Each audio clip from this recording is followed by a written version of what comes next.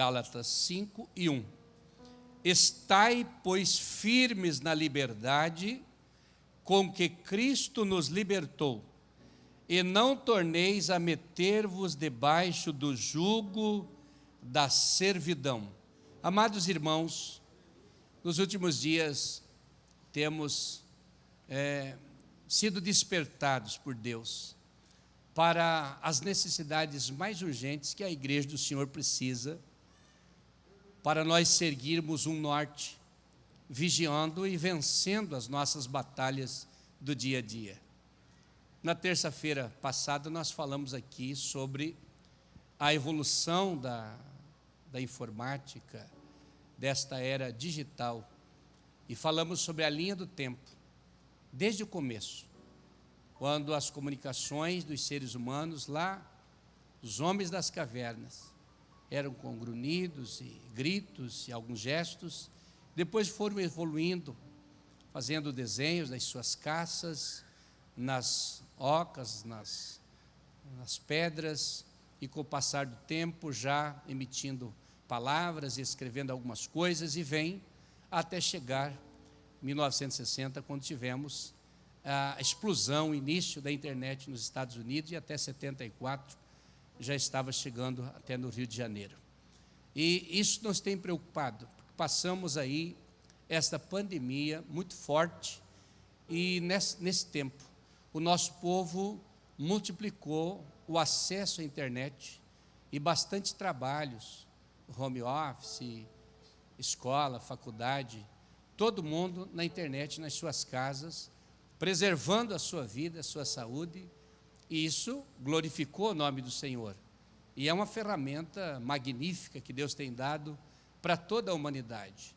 E nós não podemos descartar esta magnífica ferramenta. Precisamos usá-la, mas precisamos educá-la também, e não nos deixar levar pelos erros que acontecem na caminhada da vida da internet.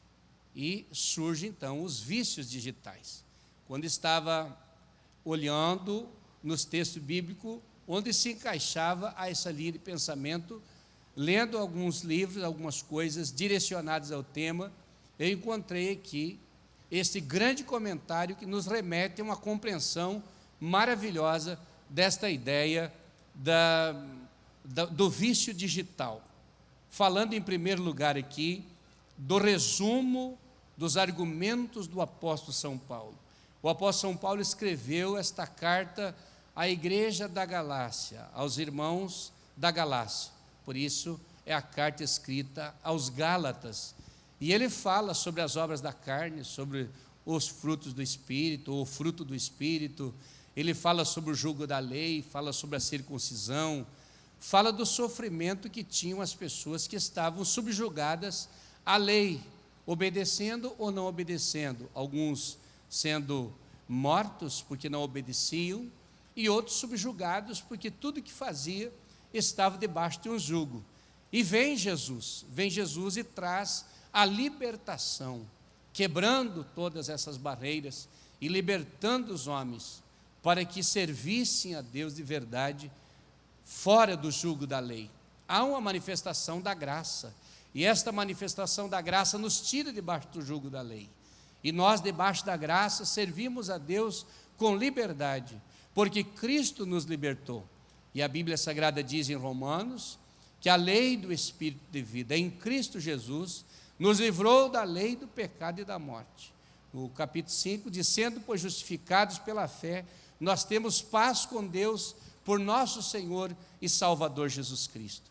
E quando eu estava olhando para o texto, Paulo está aconselhando aos irmãos da Galácia: olha, ficai firmes na liberdade com que Cristo vos libertou, e não vos torneis a meter-vos debaixo do jugo da servidão. Você que está liberto, você que escapou, você que serve a Deus com liberdade, não volte para baixo do jugo, não volte para baixo da escravidão, não volte a sofrer debaixo do poder do pecado, do poder do maligno, mas aproveite a liberdade com que Cristo nos libertou. Quando estava lendo e pensando nesse texto, eu lembrei também de Romanos 12, e versículo número 2, que Paulo está orientando aos irmãos, especialmente os romanos, para não se conformar.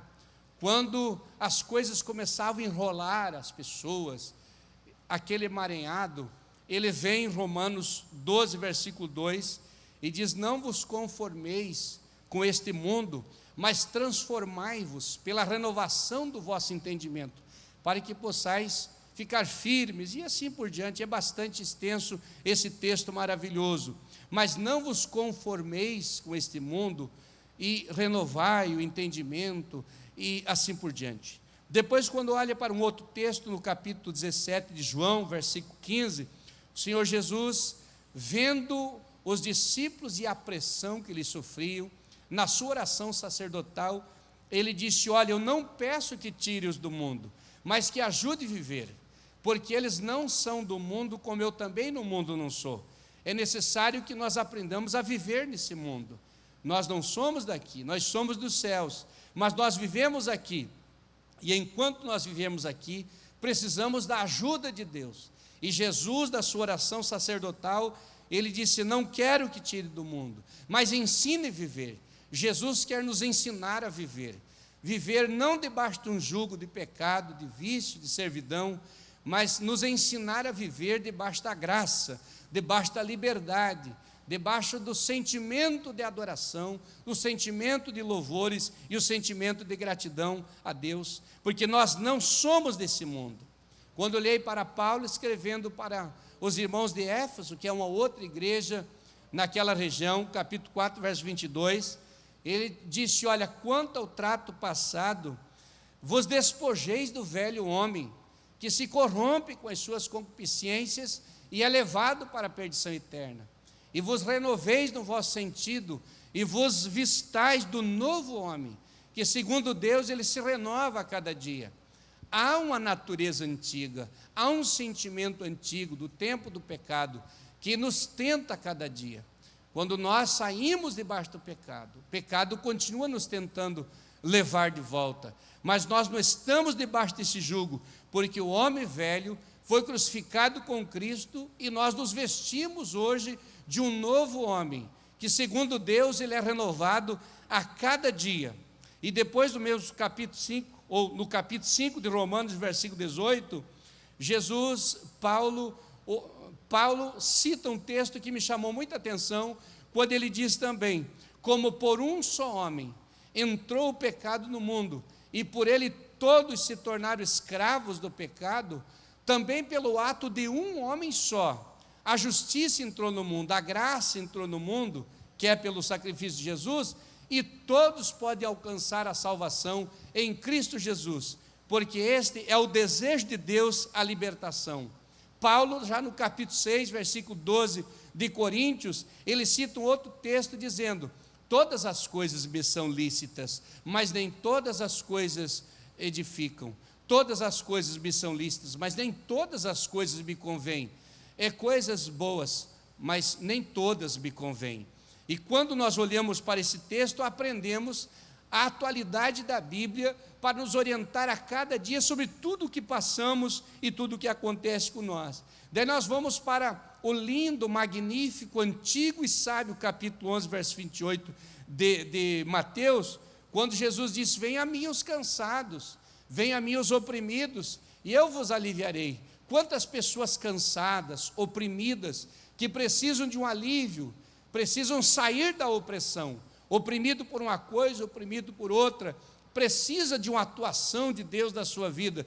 E Jesus é rico em graça, é rico em misericórdia, e Ele tem zelo com a sua igreja, Ele tem amor com a sua igreja, e Ele tem prazer de santificar o seu povo. Jesus tem prazer de preparar o seu povo para lhe servir melhor, e cada dia é uma luta para orar, é uma luta para jejuar, é uma luta para buscar a Deus, e às vezes até uma luta para estar na igreja adorando o Senhor. É uma batalha, porque há muitos embaraços que nos rodeiam e tentam nos amarrar. Só a graça de Deus. Jesus disse: venha a mim, cansado, oprimido, e eu vos aliviarei. Mas quando nós vemos aqui a situação dos oprimidos, quantas pessoas que estão oprimidas por esse sistema da internet, por esse sistema do acesso na vida digital. As mídias têm sido uma bênção, mas também tem sido um problema sério. Eu comento um pouquinho sobre isso antes de orar com os irmãos aqui, com essas bases bíblicas que aqui citei, porque a utilidade da internet é inquestionável. Não se faz nada sem internet. Nós precisamos para o trabalho, nós precisamos para a comunicação, nós precisamos para estudar, nós precisamos do dia a dia, o marido e mulher, filhos e amigos e igreja. Como foi boa essa ferramenta para nós na pandemia, como isso nos tem ensinado tremendamente nas pesquisas que são feitas, a comunicação de um lado para o outro no mundo, porque é inevitável a utilidade da internet e é inquestionável também, todos nós temos. E ao invés de nós tirar da mão e cortar e fazer um bicho de 7 cabeças, nós precisamos aprender a trabalhar com ela, aprender a manobrar esta ferramenta maravilhosa. Por quê? Porque ela faz parte da vida, ela faz parte do convívio da família. Os filhos, o marido, a mulher, os amigos, todos eles têm e passa a fazer parte da vida da gente e já faz parte da vida da gente a internet. Prezados irmãos, eu creio que nós temos hoje quase 100% das pessoas que convivem com nós, que têm acesso a essa ferramenta. Tu não encontra pessoas que não têm acesso, é muito difícil. Você vai numa festa de aniversário, numa cerimônia de casamento, lá bem longe, num local de festa, numa fazenda, como tem acontecido, inclusive agora até o final do ano tem, não sei se é 8, 10 casamentos para fazer, final de semana que vem tem 3 casamentos para fazer, mas tu chega lá, se você quiser acessar, pede a senha do Wi-Fi, o Wi-Fi está dentro da sala, dentro do quarto, dentro da fazenda, dentro da mansão, dentro do carro, está em toda parte, porque nós temos acesso e é impossível ficar sempre, faz parte da vida. Só que tem uma coisa, o excesso, ele traz dependência. E quando tudo o que é excesso traz dependência. Imagina o excesso de sal na comida, o excesso de gordura, o excesso de calor, tudo que é excesso não faz bem. Tudo que nós colocamos a mais não faz bem. E quando nós usamos em excesso também esta ferramenta, a internet, também não faz bem para nós, porque ela traz dependência. E quando nós falamos da palavra dependência, nós falamos do vício. Nós falamos de alguém que já está amarrado, de alguém que já está enrolado e não está conseguindo mais administrar a situação. Porque se ele está amarrado e ele está dependente, ele perdeu a liberdade, e ele não faz mais tudo o que ele quer, porque ele precisa tirar um tempo para ficar fazendo isso, e eu estou trabalhando em cima disso. São casais que nos procuram, porque o marido está envolvido na internet, desenfreadamente envolvido com imoralidade, filmes pornográficos, mulheres jovens e também pessoas de mais idade envolvidas com a pornografia na internet. Nós precisamos orientar o nosso povo, falar com a nossa igreja, porque a nossa igreja é a nossa família, a nossa igreja, nós somos todos irmãos, e quando nós conversamos esses assuntos, desperta a curiosidade, nossos jovens pesquisam, nossos adolescentes pesquisam, e entendem muito mais do que nós sobre isso, os nossos casais pesquisam também, porque nós não podemos deixar algo tão bom como esse tirar a nossa liberdade. E é tão forte que alguém está nos procurando, ligando para nós, pedindo conselhos, e dizendo: pastor, ora pelo meu esposo. A gente não sabe que ele olha no celular dele, no Face dele, eu não sei a senha, não tem acesso nenhum, esconde o celular, não deixa pegar.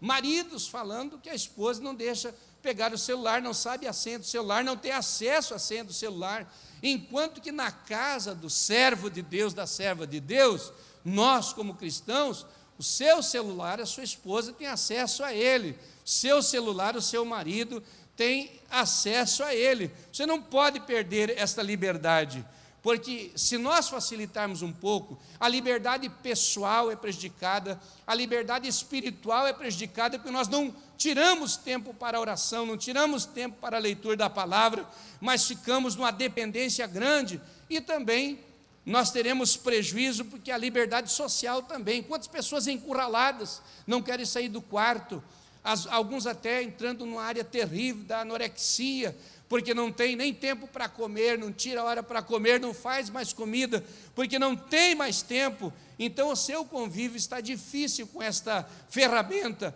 mas também na área profissional, acessando a máquina da empresa para fazer as suas coisas, usando o próprio computador da empresa para acessar coisas que não convém, que não compete a um cristão. Por que estou falando isso? Porque nós estamos junto com adolescentes, junto com jovens, junto com pessoas que estão trabalhando com isso, e todos os irmãos pensando junto comigo, nós vamos orar a Deus para que a igreja do Senhor seja um modelo de quem vence, um modelo de quem domina, um modelo de quem tem autoridade, e todas essas coisas que são boas nós vamos usar, mas nós vamos usar com sabedoria, porque se nós não usar com sabedoria teremos prejuízos, e é um vício que ataca a mente. Não é que nem a cachaça, é um pouco diferente, mas num contexto geral é quase igual o vício do álcool, porque o vício do álcool a pessoa não começou bebendo um garrafão de cachaça, mas ele começou bebendo um pouquinho só, e ele foi bebendo um pouquinho, foi aumentando e foi se tornando dependente, chegou a um ponto que ele precisa cada vez beber mais e mais para se sentir resultado, para se sentir bem, e acaba caindo na sarjeta. Todas as pessoas que estão ébrios, que vêm na nossa casa de recuperação, não começaram bebendo bastante, começaram um pouquinho. Então o vício do álcool é assim, gradativamente ele vai dominando a pessoa e vai levando para a dependência. Assim também é o vício da internet, ele vai dominando aos poucos, gradativamente a pessoa vai se tornando dependente, trabalha na mente, vai dominando a mente da pessoa, se torna escravo, fica dependente, e cada vez precisa usar mais tempo, e cada vez mais tempo, e quando vê, passa a noite inteira envolvido nessas coisas, e não tem tempo para dormir, não tem tempo para orar, e não tem tempo para a família, não tem tempo para descansar, e tudo perece, até a sua profissão perece, mas Deus, levante a mão para o céu, Deus nessa noite está estendendo as suas mãos para libertar alguém aqui. Deus nessa noite acha alguém escondido aqui. Deus nessa noite acha alguém escondido aqui que precisa. Pastor, jamais pensaria que tu ia falar isso. O Espírito Santo está me incomodando sobre isso. O Espírito Santo está mexendo no meu coração sobre isso, e eu preciso dizer para você, que você consegue, nós vamos orar por você, glória a Deus. Alguns até usam como fuga dos problemas, porque não está bem em alguma área da vida, e procura se enterrar nesta área, para se esconder dos problemas da vida. O mau uso está gerando sinais nas vidas das pessoas, sinais claros. Um dos sinais é o estresse e excesso, outro sinal é a depressão terrível, e um outro sinal que nós anotamos para não esquecer aqui é a ansiedade. Não temos paciência, ou somos depressivos, ou caímos num nervosismo fora do normal. Esses são os sinais que muitas vezes são gerados por isso. Não estou falando do temperamento, que uns têm um temperamento mais sanguíneo, outros mais melancólico, e temperamentos, estou falando disso, estou falando que esta ferramenta, ela pode ser útil para você evangelizar alguém no Japão, no Canadá, nos Estados Unidos, na Alemanha, na China, nos países comunistas. Você entra através da internet, mas essa mesma ferramenta pode dentro da sua casa tirar a tua liberdade, para você não falar com a sua esposa, não falar com seus filhos, não falar com seus amigos, e se isolar, e aparecer esses sinais terríveis que poderão marcar a sua vida. Hoje nós sabemos que os psicólogos já estão dizendo, olhei hoje uma matéria, que eles dizem que os viciados da internet vão aumentar nos próximos dias de uma forma assustadora, especialmente nos próximos anos. Por quê? Porque os aparelhos cada vez têm mais funções, e as funções cada vez são mais atualizadas, e quando os aparelhos vão se atualizando cada vez mais, ainda vêm os novos aparelhos, com mais recursos ainda, e vai tornando as pessoas ainda mais dependentes, porque tem muita mobilidade, E os novos lançamentos chamam a atenção. E há pessoas com o celular bem novo, que ele não precisaria comprar, ele compra um bem mais caro só porque ele quer um mais novo, ele quer um mais atualizado, que seja uma ferramenta mais útil, mais rápida. Não é pecado, isso se consegue, mas a preocupação é o jeito que nós estamos agindo nessa área. Meus queridos irmãos, adolescentes que foram investigar ou foram entrevistados, eles disseram: olha, eu passo o dia inteiro e não desligo o meu smartphone, não desligo de dia, não desligo de noite. E 52% dessa última pesquisa que foi feita, eles disseram: nós não conseguimos ficar sem ele. A gente dorme com ele, a gente acorda com ele, a gente anda com ele e não pode mais se soltar dele. Mas alguém disseram: mas lá em casa o meu pai trocou eu pelo celular também, trocou eu pelo seu iPhone, smartphone, porque eu quero falar com ele, não consigo, porque ele sempre está no telefone, não tem mais tempo para a família. Então me trocou por causa disso, está preocupado, quer sempre estar conectado, não se sente bem quando está desligado. É necessário que Deus venha nos ajudar, porque nós estamos todos num barco só e precisamos da graça de Deus para que possamos vencer esse negócio. E já tem uma doença que está sendo tratada, são duas palavras inglesas, mas como não sei falar inglês, então no português é nomofobia. Por não ter o celular, ficar sem o celular, já entra nessa doença. Já estão tratando pessoas por esse tipo de enfermidade que está levando pessoas a grandes problemas, a grandes encrencas e brigas dentro de casa, porque ele não tem o seu aparelho na sua mão. Se quebrou, se não funciona mais, é uma tristeza muito grande. Mas eu pergunto assim, para todos nós aqui, pastor Sérgio, em primeiro lugar, irmão, eu falo com tanta ternura, meu coração arde dentro de mim, porque eu sei o que é criar um filho, eu sei que você tem seus filhos, eu sei que nossa geração entrou na área digital bem depois. Eu me lembro, eu falei aqui, que no ano 1990, no estado da Guanabara, lá no Rio de Janeiro, surgiu ali a internet, os primeiros telefones celular surgiram ali em 1990. Em 1992 eu adquiri o primeiro, aquele tijolão bem grande da Motorola, pendurava assim. Depois ele doía, quando tocava, doía o nervo do quadril assim, porque ele tinha uma descarga, não sei, contra a bateria, não sei o que era, que doía muito. E a partir dali a gente nunca mais ficou sem esse aparelho, foram evoluindo, foi indo, e hoje é um aparelho muito sofisticado. Mas eu pergunto, quanto tempo eu fico sem o celular? E se eu fico sem o celular, eu fico tranquilo? Não vem aflições? Preste atenção nisso, você não fica aflito quando fica sem o celular? Não te dá angústia? Tu não fica mal-humorado? Você fica tranquilo quando fica sem o celular? Devemos prestar atenção nisso. Você não se sente bem quando está desconectado?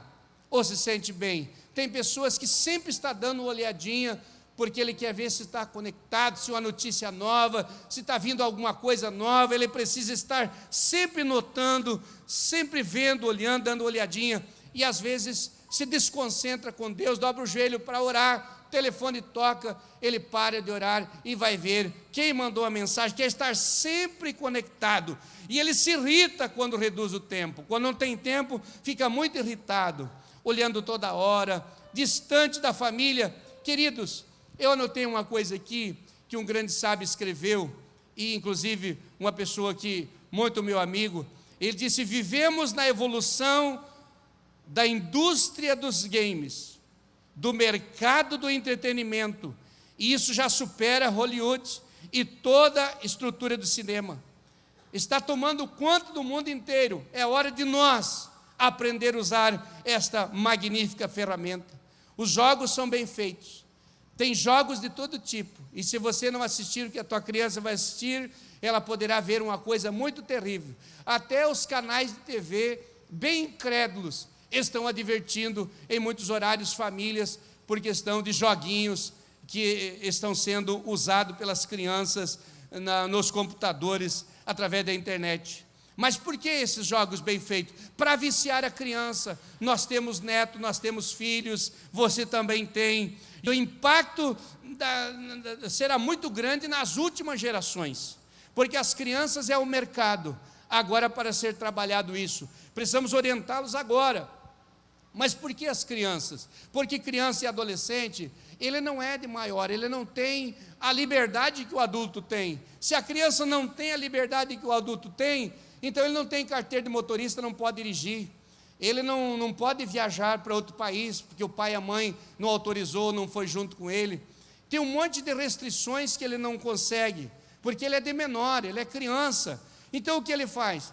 Ele parte para o mundo digital, e daí ele vai para a internet. Internet não tem horário de acesso, pode acessar qualquer horário, não tem nenhum órgão que regule o tipo de programa, o tipo de vídeo, o tipo de filme que vai ver, o tipo de figura que vai acessar, não tem nada que regule isso, é tudo solto. Então ele sai do mundo natural onde ele é preso e vai satisfazer a sua alma, o seu coraçãozinho, no mundo digital, no mundo virtual, e isso traz para ele uma sensação de liberdade. E quando o pai vê, o filho já está enterrado, o filho já está dominado por esse negócio, e isso não se olha mais só para a idade. Sabe por quê? Porque existem pais numa sala, a mãe na outra sala e o filho noutra sala, cada um conectado. Eu atendi uma pessoa esses dias, quando nós estávamos numa reunião na cidade de Itajaí, que a criança chorava muito, e a mãe raiava, chamava a atenção da criança, mas não parava de mexer no celular. E a criança gritava muito e a mãe continuava, era só dar uma atençãozinha para a criança, depois voltar a mexer no celular, não teria nenhum problema. Mas isso é uma coisa terrível que está acontecendo, porque há pessoas bem maduras que estão sendo deixadas levar também pelo excesso da utilização desses aparelhos, sem ter nenhum tipo de critério. Então, queridos, é preciso que nós olhe para a palavra de Deus e não venhamos perder o interesse pelas coisas espirituais por causa das coisas virtuais. Não venhamos perder o controle da nossa vida espiritual por causa das coisas virtuais. Não venhamos perder a nossa qualidade, o nosso nível espiritual, mas sim, vamos partir para a Bíblia. O que a Bíblia Sagrada diz? A Bíblia Sagrada diz: se o teu olho te escandalizar, arranca, e tal, e tem um monte de coisa. E nós podemos dizer diferente: se o tablet incomoda, se o celular incomoda, se o que nós estamos acessando incomoda, é melhor nós viver um pouco sem e dar uma regulada, para que Deus possa falar conosco, que nós possamos ouvir a voz de Deus e sermos libertos pelo sangue de Jesus. Glória a Deus. E Deus me ensina nessa noite dizer para os irmãos: vamos reconstruir a nossa rotina, vamos reconstruir a rotina da oração, vamos reconstruir a rotina da leitura da palavra, vamos reconstruir a rotina de ajoelhar diante de Deus com a família, vamos reconstruir a rotina de ouvir os hinos sacros e sagrados e meditar na palavra de Deus e pensar: Deus, me ajude a regular, eu preciso agora orar 1 hora, e eu vou desligar tudo, porque eu preciso orar. Jesus continua dizendo: não podeis velar comigo nem 1 hora, não podeis ficar na minha presença nem 1 hora, vamos dominar a situação, eu vou ficar com o Senhor 1 hora, tira esse aparelho, bota aqui, desliga ele, e eu vou dobrar os joelhos e vou orar 1 hora, aleluia. Deus quer prioridade, e agora eu quero orar a Deus. Deus falou comigo para trazer essa palavra. Existem pessoas que precisam de ajuda, e a igreja do Senhor, esta santa igreja, esta querida e amada igreja, vai nos ajudar a orar agora. Talvez tu tenha alguém em casa com esta situação, que não quer nem para o culto por causa disso. Quantas loucuras está acontecendo, mas a igreja é forte, a igreja é um batalhão de homens e mulheres que ora, a igreja é um batalhão de homens e mulheres e jovens que teme o Senhor e tem o domínio nas suas mãos. Enquanto essa igreja estiver na terra, e Jesus não arrebatar essa igreja é a agência de educação desse mundo, é a agência de educação da sociedade, porque na igreja nós estamos nos preparando para enfrentar todas essas coisas. Feche seus olhos, amado Deus. Paizinho querido, eu oro neste momento pela tua santa igreja, conforme a tua palavra nos orienta, Senhor, nesta noite tão preciosa. Estai, pois, firmes na liberdade com que Cristo vos libertou, e não tornei-vos a meter debaixo do jugo da servidão. Nós queremos vencer, nós queremos que a nossa geração vença, esta geração de crianças, de adolescentes e de jovens tenham domínio, Senhor. Nossa geração de casais, homens e mulheres, todos nós, e eu me coloco no meio, Senhor, porque precisamos do controle, da sabedoria, para não cairmos nos vícios virtuais, mas permanecer firme na tua presença. Alegra o coração do teu servo nesta noite, que recebe o toque do teu Espírito Santo, pela revelação da tua palavra. Alegre o coração da tua filha, que recebe nesta noite o toque do teu Espírito Santo pela tua palavra. Alegra o coração, Senhor, do teu filho, da tua filha.